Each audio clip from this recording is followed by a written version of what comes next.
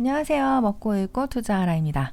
오늘은요, 우주에 대한 이야기를 해보려고 하는데요.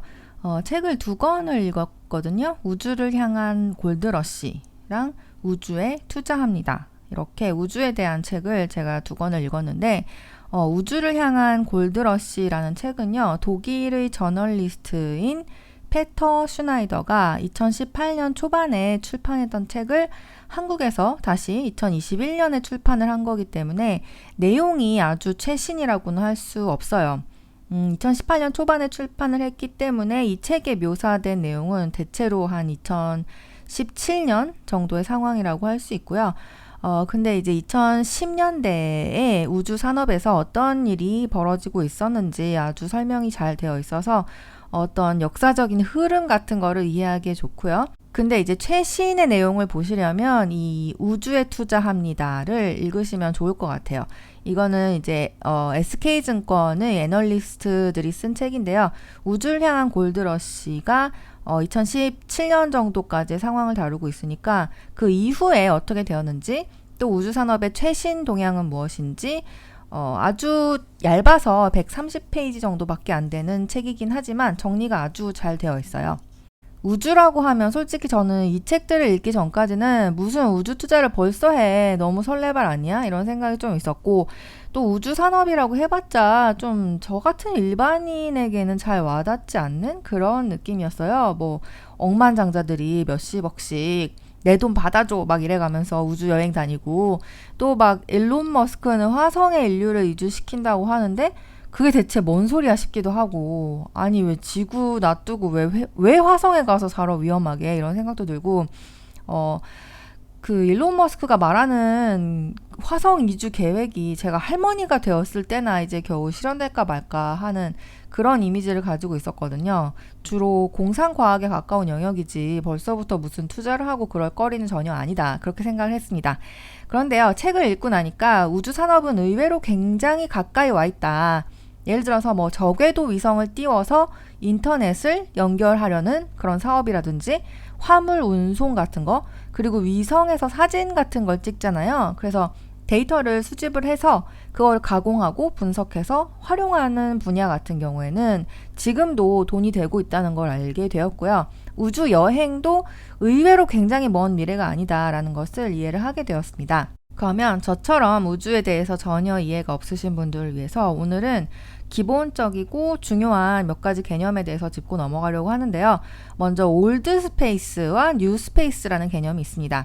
올드 스페이스라는 건요, 저희가 옛날부터 들어서 알고 있듯이 미국과 소련이 냉전 시대에 체제 경쟁을 하면서 자존심 싸움을 하던 시대의 일인데요. 소련이 이제 스푸트니크호를 쏘니까 미국도 우리도 위성을 쏠 수 있다는 걸 증명해야 돼 라고 막 조급해져서 익스플로러 1호 같은 걸 쏘아 올리기도 하고 이런 식으로 이제 경쟁이 우주 개발의 원동력이 되었죠. 이때의 우주 개발은 자존심 싸움 같은 측면이 굉장히 강했기 때문에 미국 같은 경우에는 국가 예산의 무려 4.4%를 우주에 쓰면서 달에 누가 먼저 사람 보내나 막 이런 걸로 경쟁을 했다고 하고요. 이 시대의 우주 산업을 이제 올드 스페이스라고 하는 거예요. 국가 간의 체제 경쟁이죠. 근데 뉴 스페이스라는 것은 민간 기업들이 나서서 수익을 창출하려는 그런 움직임을 말합니다. 우주 개발이 정치 영역에서 경제로 옮겨왔다고 할 수 있고요. 미국도 언제까지나 국가 예산을 막 4%씩 우주에 쏟아부을 수는 없는 일이니까요. 지금은 한 0.5% 정도만 쓰고 있다고 하고요. 그래도 굉장히 큰 금액이라는 느낌이 들지만 나머지는 이제 제프 베조스라든지 일론 머스크 같은 대부호들이 스스로 이제 자기 돈 태워가면서 우주 개발을 할 수 있도록 나사는 살짝 뒤로 빠진 그런 느낌이 있죠. 이거를 이제 뉴 스페이스라고 합니다. 그럼 우주에 투자합니다에서 잠깐 인용을 해보겠습니다. 체제 경쟁의 산물이었던 올드 스페이스는 민간 기업이 참여해 수익성으로 연결되는 뉴 스페이스로 변하고 있다. 더 이상 무의미하게 막대한 비용을 우주에 지불하는 일은 없을 것이다. 민간 기업은 체제 경쟁에는 큰 관심이 없다. 수익성 있는 사업을 통한 부의 창출이 목표다. 우주 경쟁은 이제 우주에서 어떻게 돈을 벌 수 있을까의 문제로 바뀌고 있다. 이 뉴 스페이스를 견인하고 있는 대표적인 인물이 블루 오리진의 제프 베조스와 스페이스X의 일론 머스크라는 것은 크게 이견이 없으실 텐데요. 이 두 명 다 어려서부터 우주를 굉장히 동경했고 아시모프 같은 SF 소설을 많이 읽었고 언젠가는 우주로 가겠다 이런 비전을 가지고 있었죠. 제프 베조스 같은 경우에는 회사 이름도 블루 오리진인데요. 이게 아름다운 별 지구를 뜻하는 거고 인간의 오리진, 파란 별 그런 뜻인데요. 이렇게 많은 인구가 에너지를 막 펑펑 쓰면서 지구에서 계속 살다가는 에너지도 동나고 성장의 동력도 잃게 될 것이다. 그렇기 때문에 지구는 이제 푸르게 좋은 것만 남기고 중공업이라든지 에너지 채굴 같은 그 환경 오염 같은 거를 초래하는 나쁜 것들은 우주에서 해결하자 이런 비전을 가지고 있죠. 일론 머스크 같은 경우는 약간 더 SF 오타쿠 같은 성격이 좀 강한 것 같아요. 화성에 왜 가냐? 거기에 화성이 있으니까 인류를 다행성 종족으로 만들자 뭐 이런 느낌이고요. 근데 왜 굳이 인류가 다행성 종족이 되어야 되는지는 좀 저는 설득이 덜 된 것 같아요. 그리고 또 하나의 우주 재벌인 버진 그룹의 리처드 브랜슨 같은 경우에는 이 둘과 어프로치가 또 다른데요. 이 사람은 세상에 온갖 재밌는 사업은 다 해보고 싶은 사람이고 우주가 그 모험심을 충족시켜준 경우라고 보는 게 맞을 것 같습니다. 워낙 열기구 같은 거 타고 세계 일주하고 보트 타고 바다 건너고 이런 거를 좋아하는 사람이다 보니까 우주에 그런 매력을 느낀 것 같아요. 이렇게 블루 오리진이랑 스페이스X, 버진 갤럭틱은 같은 목표를 향해 가면서도 서로 생각하고 있는 비전이 조금씩 다르고요. 그래서 사업 분야도 겹치는 듯 안 겹치는 듯 조금씩 미묘하게 다르죠.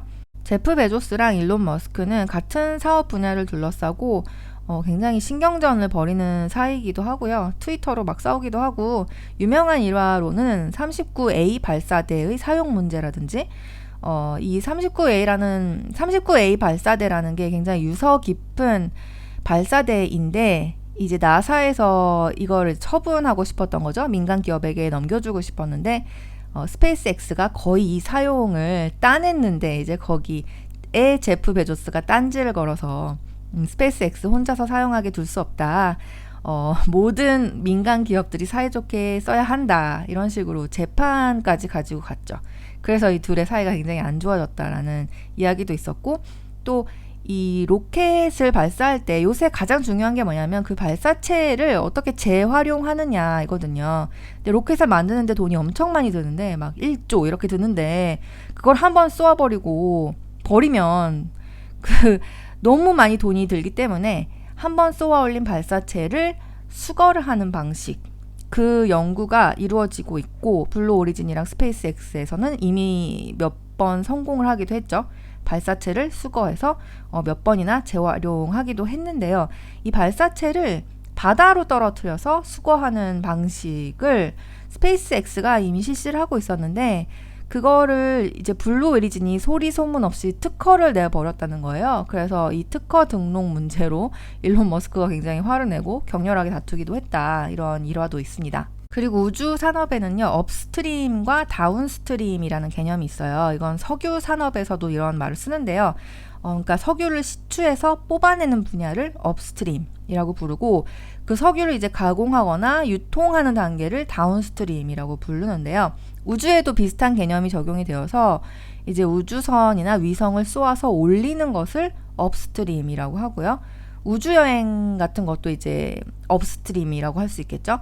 근데 반대로 위성에서 축적한 데이터를 지상으로 송신하는 것 같은 그런 산업을 다운스트림이라고 하는데요. 이 다운스트림 쪽에 은근히 이미 비즈니스가 성립을 하고 있고 돈을 벌고 있다고 합니다. 예를 들어서 원자재에 투자하는 큰 손이 위에서 이제 위성 사진으로 뭐 옥수수나 대두 같은 거 농사 상황이 어떤지 찍어볼 수 있다면 이거 완전히 반칙 수준으로 유용한 정보인 거잖아요. 그리고 석유 선물 같은 데 투자하는 사람도 위에서 위성으로 사진을 찍어서 석유 저장고의 막 그림자 각도 이런 거 분석해가지고 석유 저장량이 얼마인지 막 계산을 해서 그 공급 수요를 분석을 해서 석유값이 오를지 내릴지 베팅한다. 이거 실제로 하고 있는 일이라고 해요. 그러니까 이런 게 이미 가능하다는 거고요. 그래서 위성으로 분석한 데이터를 이거를 어떤 플랫폼에서 어떻게 가공을 해서 누구한테 팔 것인가, 이걸 잘 생각하면 정말 돈이 되는 비즈니스를 구축할 수 있는 거죠. 요새는 위성을 쏘아 올리는 비용도 크게 절감이 되어서 이렇게 위성 데이터가 필요한 기업들이 직접 위성을 소유하기도 한다고 합니다. 또 저궤도에 위성을 많이 쏘아 올려서 인터넷을 구축하는 사업도 멀지 않은 미래에 수익을 낼 수 있을 것으로 보입니다. 스페이스X의 스타링크 프로젝트가 가장 유명하다고 할 수 있는데요.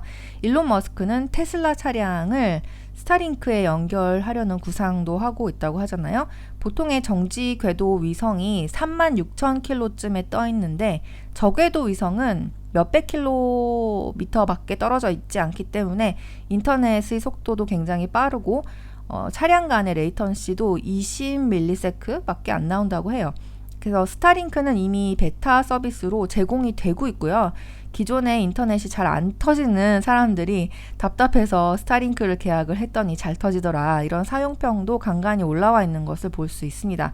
지금 가격이 한 달에 한 10만 원 정도라고 하는데, 지금 저희가 쓰고 있는 인터넷 비용이랑 스마트폰, 통신비 이런 거 다 합친 거랑 비교했을 때 그렇게 엄청나게 비싼 것도 아니라고 느끼거든요. 그리고 이거를 계약을 하면 위성 통신이기 때문에 비행기 안에서도 되고 해외에서도 로밍 필요 없다는 걸 생각해보면 출장을 자주 다니는 사람들에게도 굉장히 매력적인 옵션일 것 같고요. 또 블루 오리진도 카이퍼 프로젝트라는 비슷한 저궤도 위성 인터넷 구축 사업을 하고 있다고 합니다.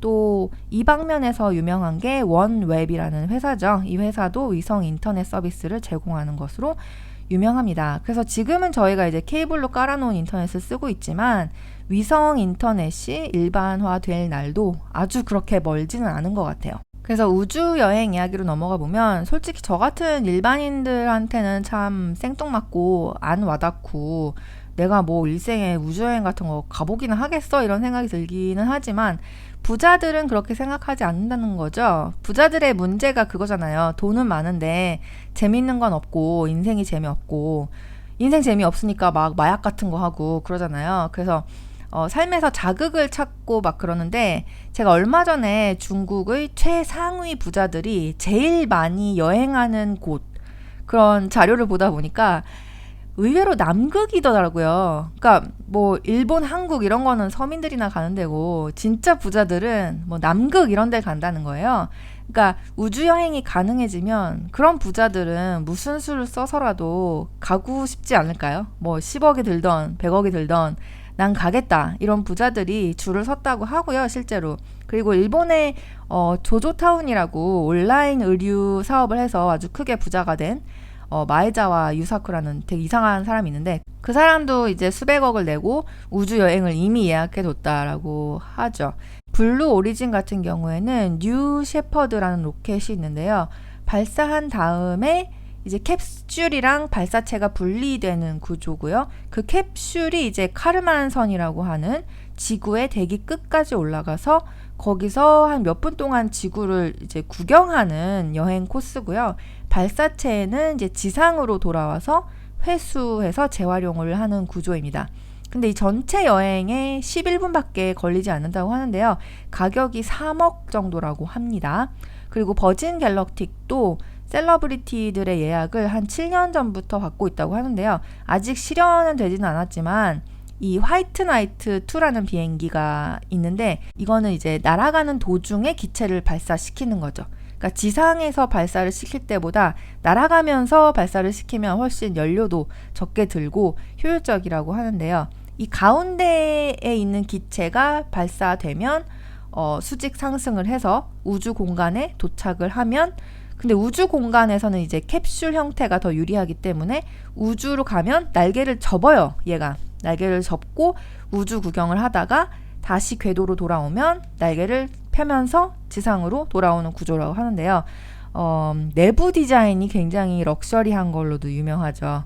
이제 얼마 안 있으면 돈 많은 사람들이 인스타에 나 뭐 먹었다 이런 게 아니고 나 오늘 우주 갔다 옴 해시태그 버진 갤럭틱 이런 거 곧 올라올 수도 있을 것 같아요.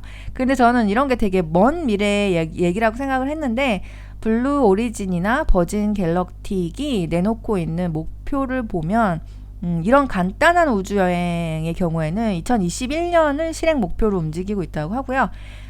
더 야심찬 계획 같은 경우에는 블루 오리진 같은 경우에는 달 여행을 실현시키려고 하고 있는데 그거를 한 2024년에는 할 거다. 그리고 스페이스X도 2023년 정도까지는 달까지 가서 달을 구경하고, 그러니까 스페이스X 같은 경우는 달에 착륙하는 건 아니에요. 달에 아주 가까이 가서 구경을 하고 돌아오는 일주일짜리 여행을 구상을 하고 있는데 그게 이제 2023년에는 가능할 거다라고 말을 하고 있다고 해요. 그러니까 우주여행도 매출을 올리기 시작하는 시점이 아주 먼 미래는 아닐 것 같아요. 적어도 제가 할머니가 되기 전에는 충분히 가능할 것 같습니다. 그래서 상황이 이런데 투자를 어떻게 해야 되냐 이거를 좀 생각해 보면 일단 블루 오리진이랑 스페이스X가 무슨 일을 벌이는지 이거를 잘 보고 쫓아가는 게 필수일 것 같아요. 그러니까 이 사람들이 왜 어떤 로켓을 쏘았고 무슨 성과를 거뒀고 이런 소식을 기민하게 지켜보는 게 무엇보다 중요할 것 같고요. 지금 당장 이런 회사에 투자를 할 수는 없지만 아마존이나 테슬라를 보유하고 계시다면 이들 기업도 이제 우주 인프라를 사용할 수 있을 거 아니에요. 테슬라 같은 경우에는 스타링크에 연결이 될 수도 있을 것이고 아마존 같은 경우에도 적게도 위성 인터넷이라든지 리얼타임 패키지 추적 이런 게 가능해질 수도 있지 않을까요? 우주 인프라와 연결이 된다면. 그래서 이런 기업들이 우주 인프라를 자유롭게 활용하게 될 그날까지 아주 먼 미래까지 장기 보유하셔도 좋지 않을까 이렇게 생각하고, 또 우주 ETF라는 것도 있잖아요. 얼마 전에 아크인베스트에서도 발매가 되어서 화제가 되었는데 이제 티커는 아크X죠. 아크X의 편입 종목을 살펴보니까 그다지 그렇게 우주스러운 게 들어있는 것도 아니더라. 3D 프린팅 기업이랑 징둥 아마존 이런 거 들어있더라. 그래서 실망하신 분들도 굉장히 많은 것 같았는데요. 저는 그래도 그런 걸 조금씩이라도 차곡차곡 사는 것도 나쁜 방법은 아닌 것 같아요. 왜냐하면 우주 관련 회사들이 지금은 상장 기업이 많지 않아도 상장을 하기 시작하면 자연히 이런 ETF들의 편입이 될 테니까요. 한 달에 한 주만 산다 이런 마음가짐으로 진짜 조금씩 장기적으로 사는 것도 괜찮지 않을까 싶고요. 그리고 위성에서 수집한 데이터를 가지고 장사를 하는 기업들, 데이터나 클라우드 사업을 하고 있는 기업들도 잘 찾아보면 투자할 만한 좋은 기업이 있지 않을까 싶은데요. 예를 들면 클라우드 가지고 있는 구글, 아마존, 마이크로소프트 같은 플랫폼 기업도 그렇고요. 요새 화제의 팔란티어 같은 데이터를 다루는 회사도 그렇고요. 오늘은요, 멀게만 느껴지는 우주 비즈니스가 사실은 그렇게 먼 미래는 아니다. 이야기를 해드렸습니다. 오늘 책 소개도 해드렸고요. 우주를 향한 골드러시, 그리고 우주에 투자합니다. 이렇게 두 권이었고요. 그러면 투자 생활 모두들 다 건투하시고요. 좋은 주말 보내시길 바라겠습니다. 그러면 저희는 다음 시간에 만나요. 안녕.